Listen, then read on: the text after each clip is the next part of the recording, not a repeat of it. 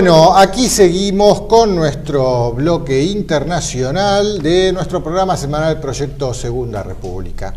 Adrián, ¿qué tema tenemos para tocar hoy dentro de lo que llamamos bloque internacional? Bueno, la semana pasada tocamos el tema de las banderas falsas, que tuvo muchos buenos comentarios, y hoy vamos a tocar un tema que, lo sabemos, es políticamente muy incorrecto, pero es un tema muy importante y creemos que no puede haber autocensura. Hay que tocar todos los temas que tengan importancia. Y vamos a hacer un enfoque distinto de ese libro que ha sido traducido a tantos idiomas y que desde hace más de un siglo se viene leyendo en tantas partes del mundo, que se llama Los Protocolos de los Sabios de Sion. Fíjense, y acá le vamos a dar un enfoque distinto orientado hacia el interés nacional argentino, Enrique, que nosotros, salvo en este programa, jamás nos referimos ni mencionamos los protocolos de los sabios de Sion. Por una sencilla razón, y ahora lo vamos a ver, porque no hay pruebas de que sean genuinos, pero creemos que de todos modos hay que abordarlo. Es verdad, pero bueno, ¿qué son, Adrián, los protocolos? Mira, en realidad son las actas supuestamente filtradas de una reunión secreta de yo los voy a describir con mis palabras, los máximos poderosos del mundo, lo que hoy nosotros en Segunda República llamamos los dueños del poder global. Pero esto ocurrió por allá por fines del siglo XIX. Describen en 24 actas o protocolos, como se los denominó después, los ejes de un plan de dominio planetario por una muy pequeña, pero muy poderosa élite, por un grupo muy pequeño que ha amasado poder prácticamente ilegítimo, porque no les corresponde, no es democrático, y que sí discriminan con el uso de ese poder contra el resto de todos del mundo. Por supuesto lo hacen de una manera inteligente, lo hacen de una forma coordinada, con lo cual muchos van a decir, es una conspiración. Lo hacen con una estrategia a largo, diría muy largo plazo, siglos, muchas generaciones, y con un objetivo último, que es instaurar un gobierno mundial, que nosotros también venimos hablando del peligro de que vemos los indicios a diario, de que nos están arrastrando a un gobierno mundial real. Hoy estamos en un gobierno mundial de hecho que ellos mismos llaman globalización. Bueno, lo que se viene es un gobierno mundial de derecho, pero esto ya venía planificado a fines del siglo XIX y que tiene tácticas a corto plazo, estrategias a largo plazo, las tácticas, las acciones concretas a corto plazo, y que tiene incluso instancias de autocontrol, cómo van ajustando la puntería, cómo van dirimiendo cosas internas, desacuerdos internos, y por supuesto cómo van tomando las decisiones y los ajustes que corresponden. Vos fíjate, su autenticidad es totalmente inverificable. Es más, podemos tildarlo de panfleto, de libelo, de lo que sea. Pero lo que sí está claro, que es la conclusión que cualquier lector llega al final luego de leerlo, es que es lo que está pasando hoy. Claro, y extrañamente, y ahora vamos a ver de dónde viene, porque no hay prueba alguna de la legitimidad, de la genuinidad de este documento. Incluso si uno los mira, lo lee atentamente y desapasionadamente, ve que en realidad son dos libros. Por un lado es una descripción estratégica a largo plazo, con tácticas a corto plazo, de cómo ir haciéndose de todas las riendas de poder del mundo, por parte de una élite pequeña, eminentemente privada, para lograr un gobierno mundial. Pero después está la segunda parte del libro, que está, no es que sean dos partes sucesivas, sino que está todo medio entremezclado. Cuando logren su poder mundial, cuando logren su gobierno mundial instaurado, proponen de una forma muy inteligente cómo manejar la política, cómo manejar la moneda soberana, cómo manejar la obra pública, cómo manejar el trabajo, con lo cual es muy interesante. Ellos saben cómo se hacen las cosas, lo saben desde hace siglos, o por lo menos desde fines del siglo XIX, pero dicen, eso lo dejamos para cuando nosotros podamos imponer el gobierno mundial. Mientras tanto, vamos a tratar de desarticular todo para que nos vengan a pedir prácticamente a gritos, por favor, háganse cargo, hagan su gobierno mundial. Pero bueno, la pregunta del millón acá es ¿quiénes lo redactaron? Y hay varias opciones. La primera que salta a la vista es los Illuminati de Baviera, esta sociedad secreta fundada por Adam Weishaupt allá en 1776. Su símbolo todos lo conocen, lo pueden ver en el billete de $1, es esa pirámide extraña con un ojo que todo lo ve.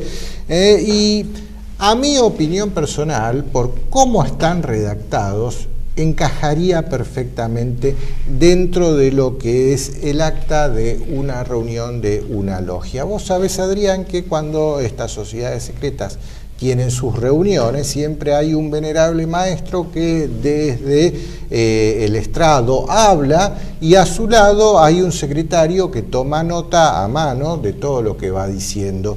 Y bueno, el venerable puede hablar más rápido de lo que el secretario tiene la capacidad de escribir, y por eso en la redacción misma de los protocolos se notan saltos de redacción, como que falta un pedazo, como que están hablando de una cosa y se corta, y después empiezan hablando totalmente de otra, como que el que escribía no alcanzó a notar, y eso se nota en varias partes de los protocolos. Hay varios saltos de esta naturaleza, y después, por ser actas de varias reuniones, no solo de una, tocan temas variados y vuelven sobre un tema y sobre otro en varias oportunidades de una manera muy desordenada, y eso es lo que, a mi entender, me lleva a la conclusión de que se trata de actas de reuniones de sociedades secretas en las cuales el secretario encargado de llevar las notas no tenía una mano muy veloz. Es verdad eso, Enrique, y eso explica la inconsistencia y la desprolijidad de los 24 actas, de los 24 protocolos estos. Sí, porque hasta hay un protocolo que falta entero, está el título y no está el protocolo. Tal cual. Entonces está claro. La otra posibilidad sería, bueno, las máximas instancias también, hablando de logias masónicas, pero ya hablando de la masonería inglesa, con el rito escocés o la francmasonería, eso sí, hablando siempre del grado 33. Que son hermanos los Illuminati y la masonería, pero sí, o puede ser una mezcla de ambas. Pero, exacto, eso nunca se sabe, porque casualmente, como son sociedades secretas, nosotros que estamos afuera no sabemos lo que hacen, ni quiénes son, ni cómo se agrupan. O sea que puede ser cualquier cosa de este lado de la posibilidad, que sería sociedades secretas. La tercera opción, que ha sido la piedra de escándalo, es que sean las actas, obviamente sacadas en forma clandestina, del primer congreso sionista presidido por Teodoro Herzl, el padre fundador del sionismo, que escribió El Estado Judío, donde nombra a la República Argentina como un lugar potencial para instaurar un Estado judío, y que se llevaron a cabo entre el 20 y el 31 de agosto de 1897. Esa sería la tercera opción, que quizás es una de las que ahora vamos a describir en mayor detalle. Y la cuarta opción es que sean falsos, que sean una falsificación por la policía del zar, estamos hablando de 1896, 1897, o vas a saber, puede haber sido por la policía prusiana, una falsificación. Sin embargo, saltan a la fama mundial estos 24 protocolos cuando se publica una obra que se llamó El Anticristo como posibilidad inmediata de gobierno, de un monje ruso, Sergei Nilus, cuyo capítulo 12 se llama Los protocolos de los sabios de Sion. Pero aclaremos, Sergei Nilus, que obviamente fue uno de los primeros que tuvo estas actas, no recibió una carpeta que diga Protocolos de los sabios de Sion. Yo creo que este nombre, Protocolos de los sabios de Sion, se los da él. Y ahí está la piedra de escándalo, porque estaba aludiendo directamente a un poder judío, un poder sionista. Y acá creo que es importante hacer, Enrique, una clara aclaración respecto de que hay 4 categorías que tenemos que tener bien en claro cuando hablamos de estos temas tan ríspidos, que hay que diferenciarlos. Por un lado está el pueblo judío, una comunidad muy pequeña. Aún hoy las cifras oficiales de la comunidad judía a nivel mundial habla de 16 millones en todo el mundo, con lo cual serían el 0,2% de la población del planeta, de 7.000 millones. O sea que el 99,8% de la población del planeta no es miembro de la comunidad judía. La mayoría de la comunidad judía especialmente su dirigencia, es de origen ashkenazim. Usted sabe que están los sefardíes, que probablemente pueden reclamar una descendencia directa de los israelíes y los hebreos de la Biblia, y los ashkenazim, que en realidad es una tribu, los casaríes, que se convirtieron en masa en el siglo IX al judaísmo, y que no tienen una gota de sangre de los judíos originales, los israelitas originales de la Biblia. Esto lo explica muy bien Arthur Koestler, un escritor, un investigador judío, en La 13ª tribu, un libro que ha sido hasta piedra de escándalo, valga la reiteración, para la propia convengamos que todo libro que se meta con estos temas es piedra del escándalo donde vaya, ¿no? La segunda categoría, la religión judía, que también tiene 3.000 años, se basa sobre sus libros sagrados, la Torá, el Talmud. El proyecto Segunda República, esto que lo decimos en forma enfática, se opone a todo tipo de discriminación por razones religiosas. Que en pleno siglo XXI alguien discrimina a otra persona por razones religiosas, o es un tarado total, o es absolutamente inadmisible, y nosotros lo rechazamos por completo. Máxime, la religión judía, que no es intrusiva y no es evangelizadora, no van golpeando puerta por puerta diciendo conviértase. Jamás un judío va a tratar de convertirlo, con lo cual un rechazo del judaísmo por la religión es un absurdo, es una idiotez total.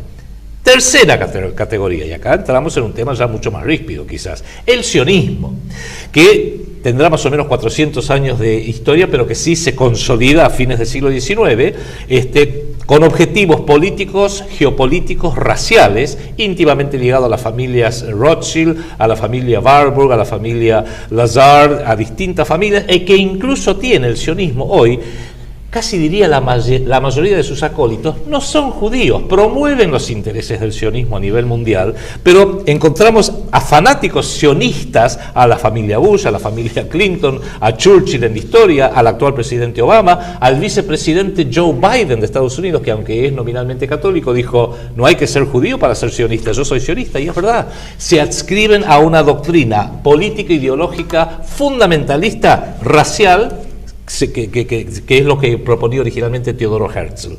Eso hay que tenerlo muy, muy en claro. Y la cuarta categoría es el Estado de Israel, un Estado fundado en 1948, como resultado de acciones de grupos terroristas sionistas muy bien financiados por Occidente, que coparon y le robaron las tierras a los palestinos, hoy encerrándolos con un muro de 800 kilómetros de largo y de 20 metros de altura, en distintos reductos. El más conocido es el de la Franja de Gaza, que se ha transformado en un auténtico campo de concentración al aire libre, un Auschwitz en Medio Oriente. Entonces distingamos esas cuatro categorías: el pueblo judío, la religión judía, el sionismo y el Estado de Israel.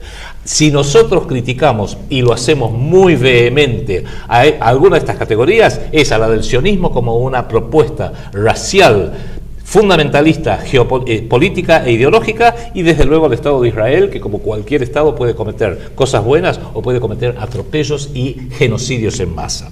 Pero bueno, recapitulando un poco, si supuestamente el origen de estos protocolos o quien los da a conocer es Sergei Nilus, que Sergei Nilus, lo poco que se sabe de él es que era un monje y que era un agente del zar, un espía, más no se sabe de él, pero lo que sí está claro, luego de leerlos desde el siglo XXI, es que este señor tenía la bola de cristal.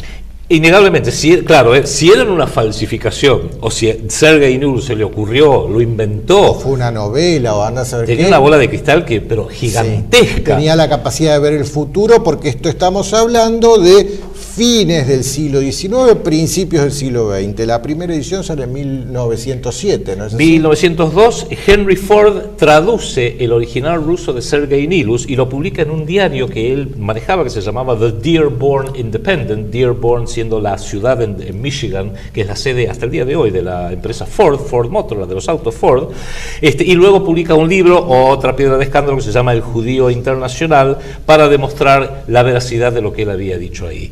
Es real que no hay forma alguna de determinar quiénes lo redactaron, cómo fue hecho, ni nada por el estilo. Sí cobraron gran importancia luego de la Primera Guerra Mundial y muy especialmente luego de la Revolución Bolchevique, que muchos lo vieron como una suerte de prueba real y viviente de lo que estamos diciendo en este momento.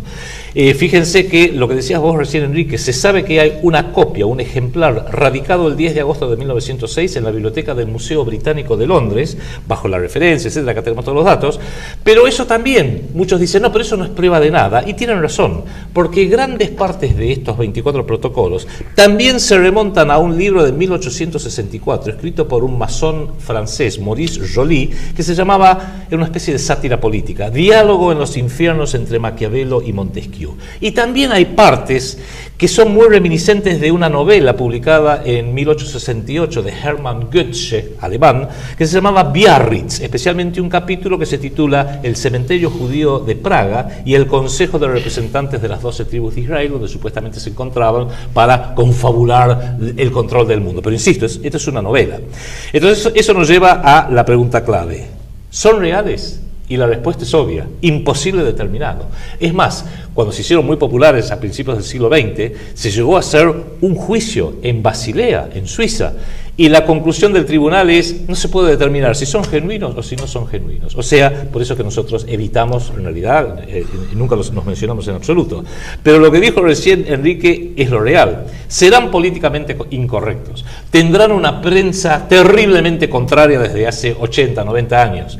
Pero hay una cosa que quizás es la prueba ácida, se están cumpliendo.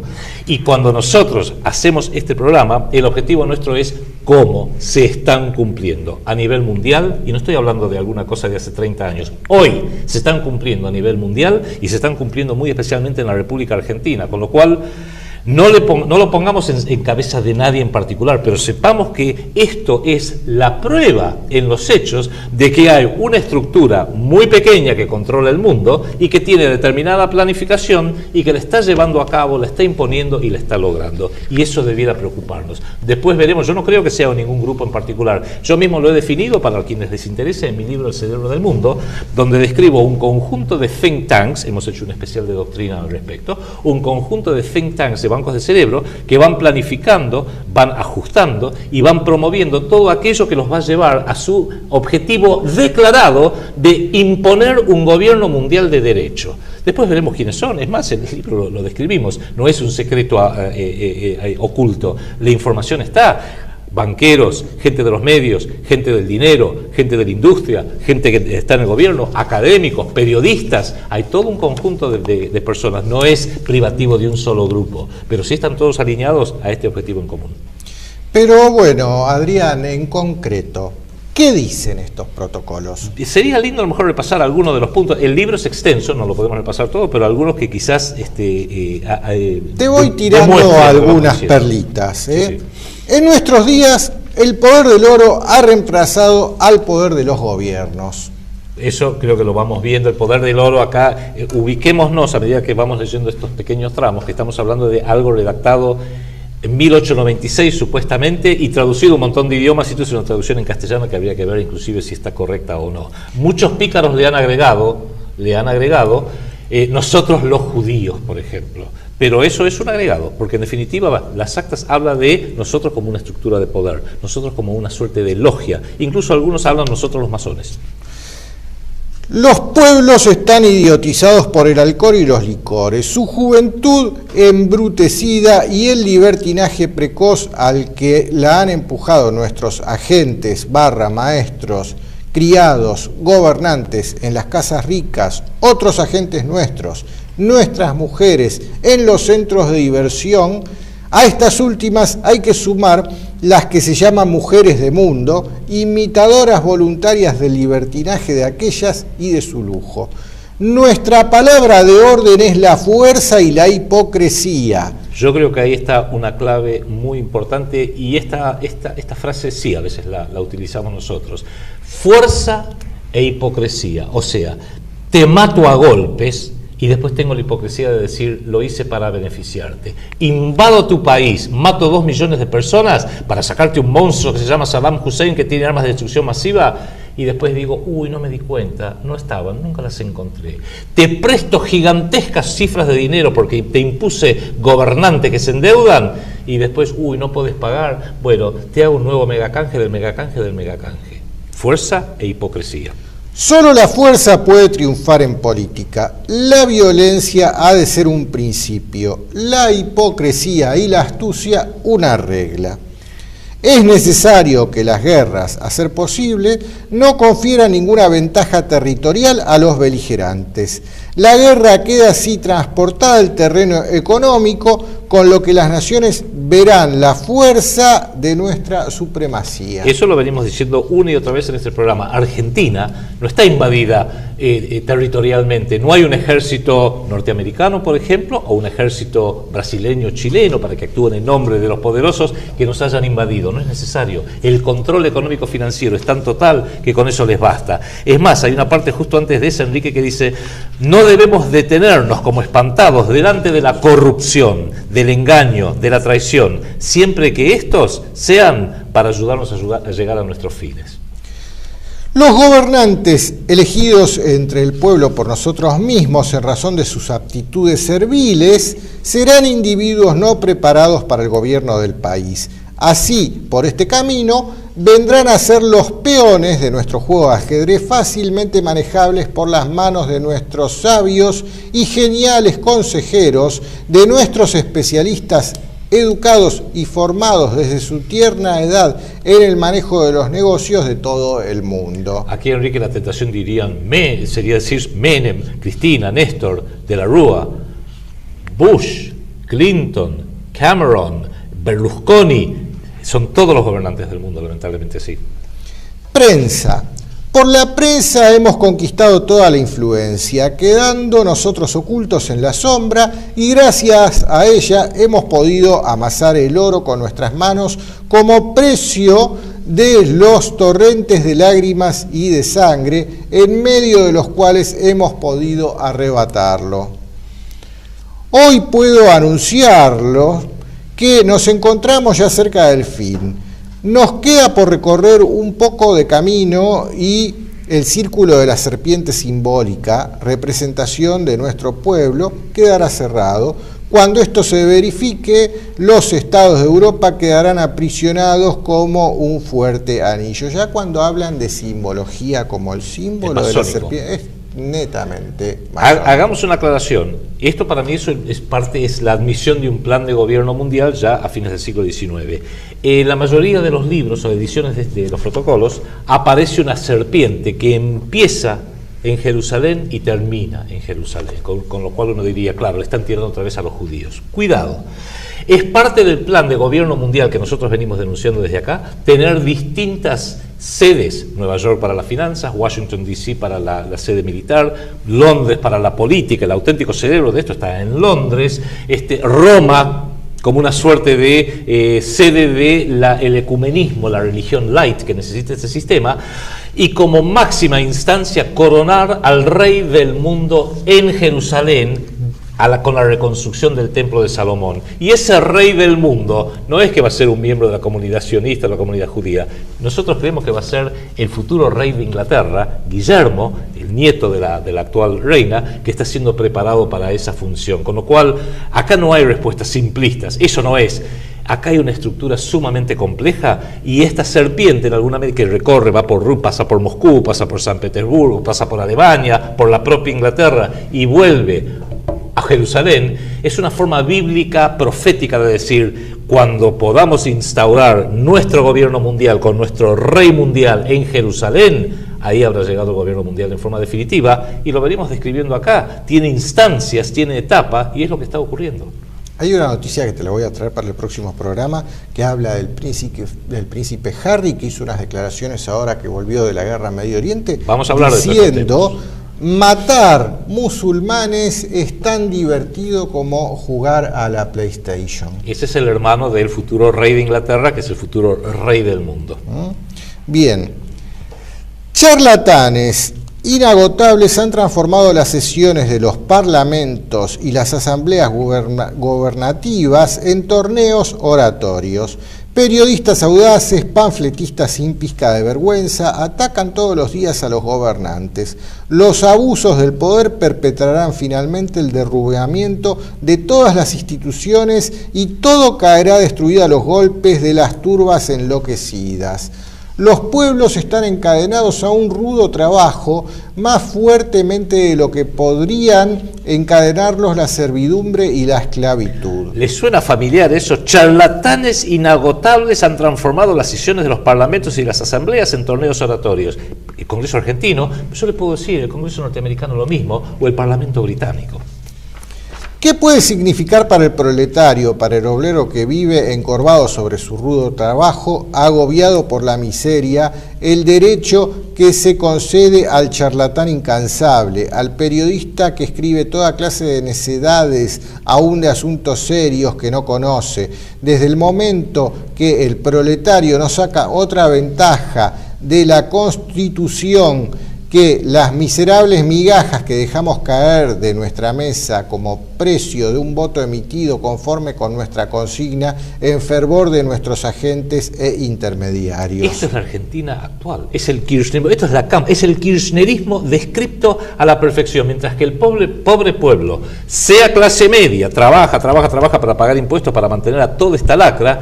Después hay un 50%, vamos a hablar de las cifras reales, no las del INDEC, un 50% que se pone de hambre, que no tiene salud, que no tiene nada, que depende de una changa, que depende de un trabajo donde aún gente que trabaja para el Estado está en negro y está en planta transitoria.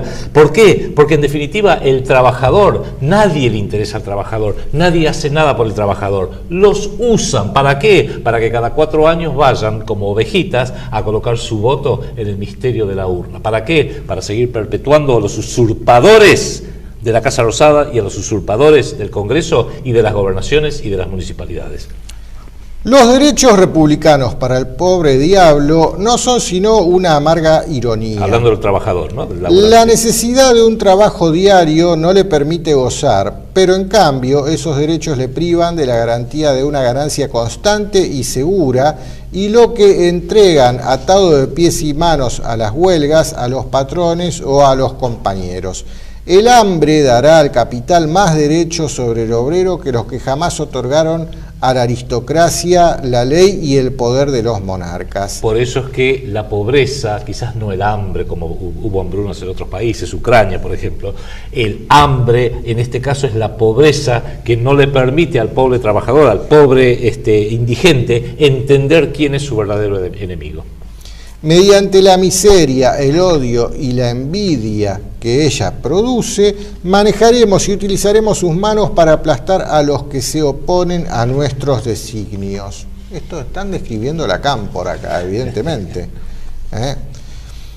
Todas las ruedas del mecanismo de los gobiernos dependen de un motor que está en nuestras manos. Ese motor es el oro.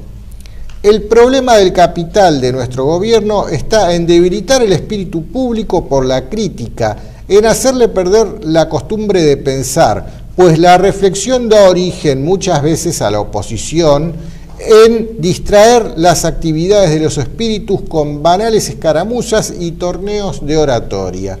Para adueñarse de la opinión pública es necesario tenerla siempre suspensa y vacilante, expresando por todos lados y por largo tiempo tantas opiniones contradictorias que se saquen sus propias conclusiones por perderse en ese laberinto de ideas y por persuadirse que es mejor para ellos no tener opinión alguna en política. Por eso aún, o sea, yo de política no hablo. Claro, No hablemos de política en esta mesa.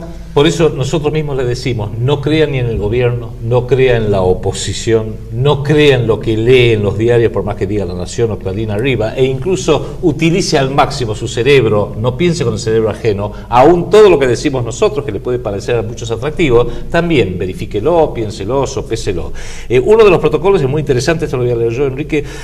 Muy pronto, estamos hablando de 1896, muy pronto constituiremos enormes monopolios, verdaderos almacenes de riquezas colosales a los que los capitales de los pueblos, aún los más grandes, defenderán de tal manera que al final serán absorbidos los pequeños negocios, así como el crédito de los estados en vísperas de una catástrofe política. Están describiendo las multinacionales.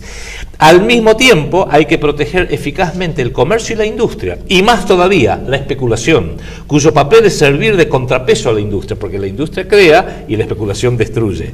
Sin la especulación, sigue diciendo, la industria aumentaría los capitales particulares, mejoraría la agricultura, liberaría las tierras de los gravámenes asignados por los préstamos de los bancos hipotecarios del crédito territorial. Esto le pasó a Henry Ford. Henry Ford, que fue el que publicó, uno de los que publicó este libro, le querían imponer créditos para la Ford Motor Company y él dijo, yo no necesito créditos, yo con utilizar las propias utilidades financio el crecimiento de mi fábrica, no necesito endeudarme. Ford inventó la producción industrial exactamente, en masa. La línea de montaje. Por eso, en definitiva, la familia Ford le terminaron quitando la empresa, pero bueno, eso es otro cuento. Bueno, a uno le haremos ver nuestra fuerza por medio de los atentados. Esto es, del terror a todos, Si es que todos se rebelen contra nosotros, contestaremos con los cañones americanos, los chinos o los japoneses. Prestemos mucha atención. Recuerde la Primera y la Segunda Guerra Mundial, donde es una estructura de poder tan grande que puede oponer Alemania contra Inglaterra, Inglaterra contra Francia, Rusia contra Estados Unidos. Pueden manejar para que dividir a imperar, que es la vieja geopolítica británica. Pero están hablando del terrorismo. Haremos ver nuestra fuerza a través de los atentados y del terror. Pensemos un poquito, ¿eh? Otro muy importante, escuche este: haremos subir los salarios, pero de tal manera que esta alza no reporte ningún provecho a los obreros y a los trabajadores, porque al mismo tiempo habremos provocado el encarecimiento de todos los artículos de primera necesidad, inflación, controlar y mantener empobrecidos a los pueblos a través de la inflación. Los gobernantes firmarán los papeles sin leerlos, sirven por interés personal o por ambición. Rodearemos asimismo nuestro gobierno de todo un mundo de economistas. He aquí por qué las ciencias económicas son las más útiles y que importa tanto que se las enseñe a nuestros agentes. Estaremos rodeados de una pléyada de banqueros, industriales, capitalistas y más que todo eso de millonarios, supuesto que en último término los guarismos son los que deciden todo. Fíjense quiénes son los que opinan sobre que hay que pagar la deuda externa: Daniel Marx, Sturzenegger, Cavallo, Melconian, Redrado, Pratgate, Lavagna, Lauía. Sus agentes a los que los mandaron a la Facultad de Economía, que ellos la crearon, y lógico, porque la y Facultad que de ellos Economía diseñaron el programa de estudios. Sí, señor. Bien. Nuestro supergobierno se halla en las condiciones extralegales en las que se ha convertido en llamar con una palabra demasiado enérgica: dictadura. Ojo, están diciendo cuando nuestro gobierno mundial sea finalmente instaurado, que todavía no llegó, hoy tenemos el gobierno mundial de hecho, globalización. Cuando hayan instaurado el gobierno mundial de derecho, te lo están anunciando desde hace 110 años como mínimo, va a ser una dictadura. Tenemos en nuestras manos ambiciones desmedidas, avideces ardientes, venganzas despiadadas, odios rencorosos. De nosotros proviene ese terror que todo lo ha invadido. Bajo nuestras órdenes militan hombres de todas las opiniones, de todas las creencias, restauradores de la monarquía, demagogos, socialistas, comunistas y de todo género de utopías.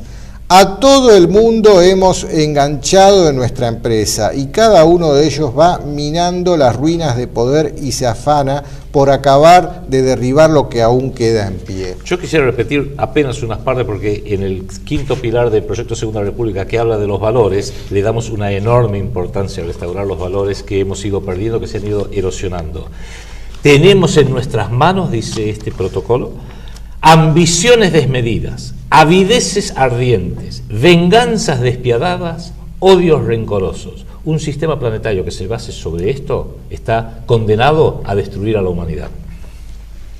Hemos desarreglado la jurisdicción, las elecciones, la prensa, la libertad individual y más que nada la educación y la instrucción, que son piedras angulares en las que la existencia libre debe descansar. Hemos corrompido, embrutecido y prostituido a la juventud por una educación cimentada en los principios y teorías que sabemos que son falsos y que no obstante han sido inspirados por nosotros. Además de esto, las leyes existentes, sin mudarlas en su esencia, las hemos desfigurado con interpretaciones contradictorias, obteniendo resultados admirables. Acá hay una para los Kirchner. Fraguaremos la elección de presidentes que tengan en su pasado alguna mancha infamante oculta.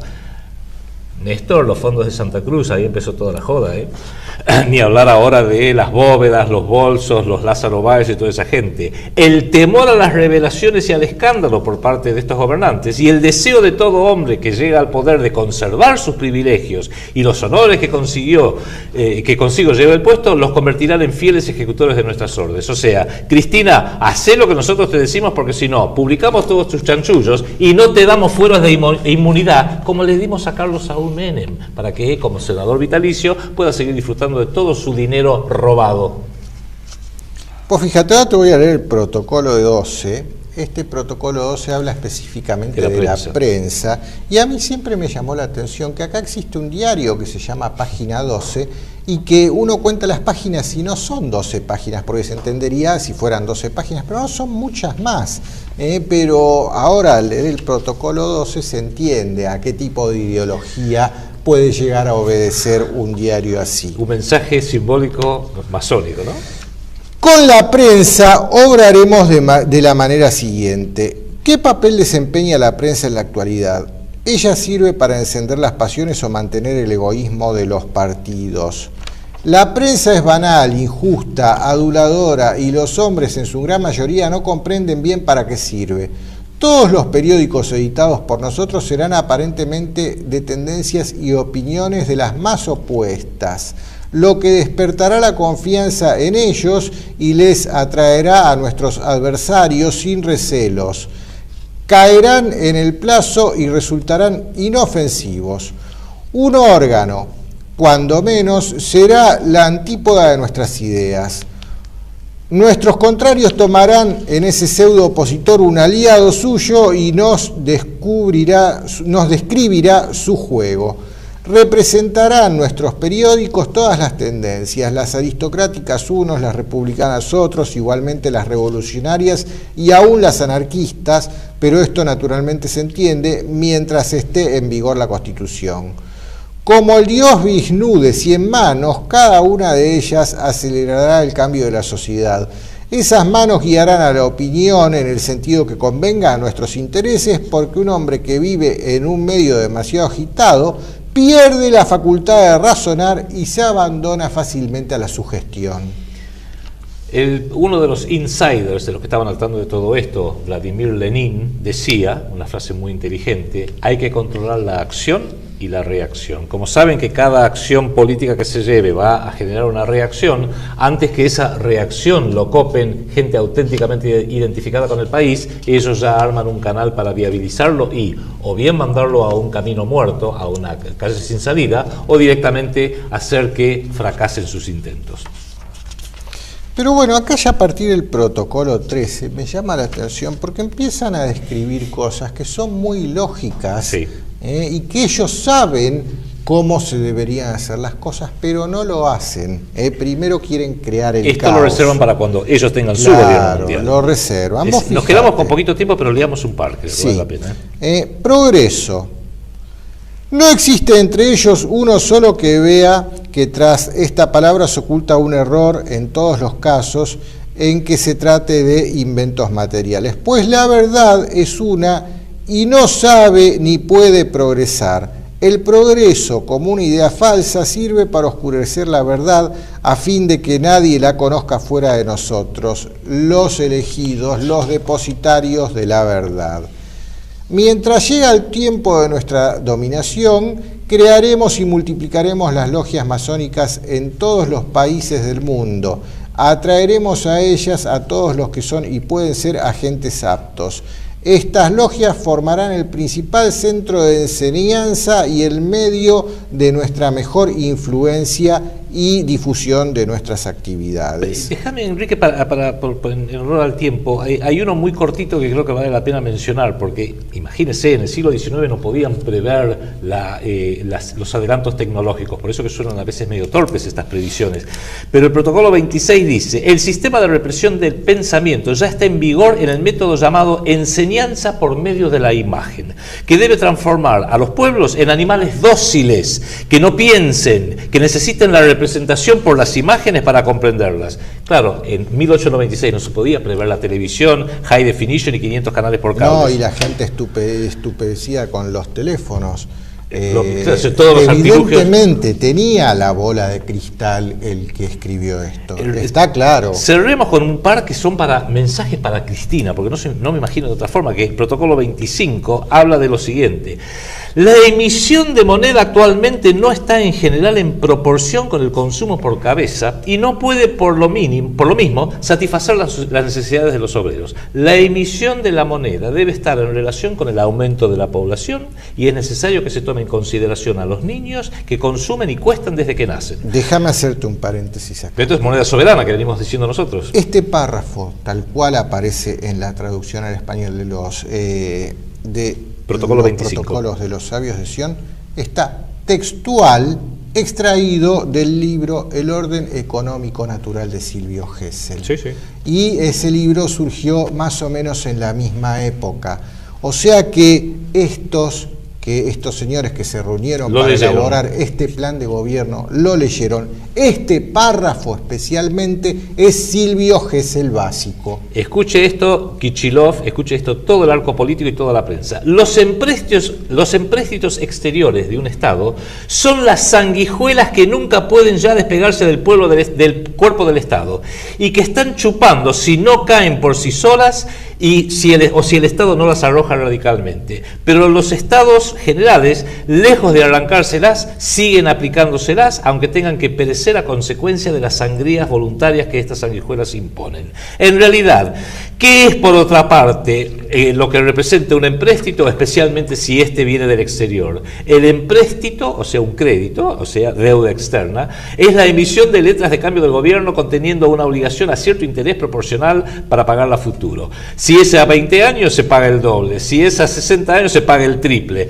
Por aquí se verá que bajo la forma de la deuda externa, el Estado toma hasta los últimos centavos del pobre, invirtiéndolos en pagar a los ricos extranjeros, pagadores seriales, de los que ha tomado prestado el dinero, en vez de ir acumulando las riquezas para sus necesidades.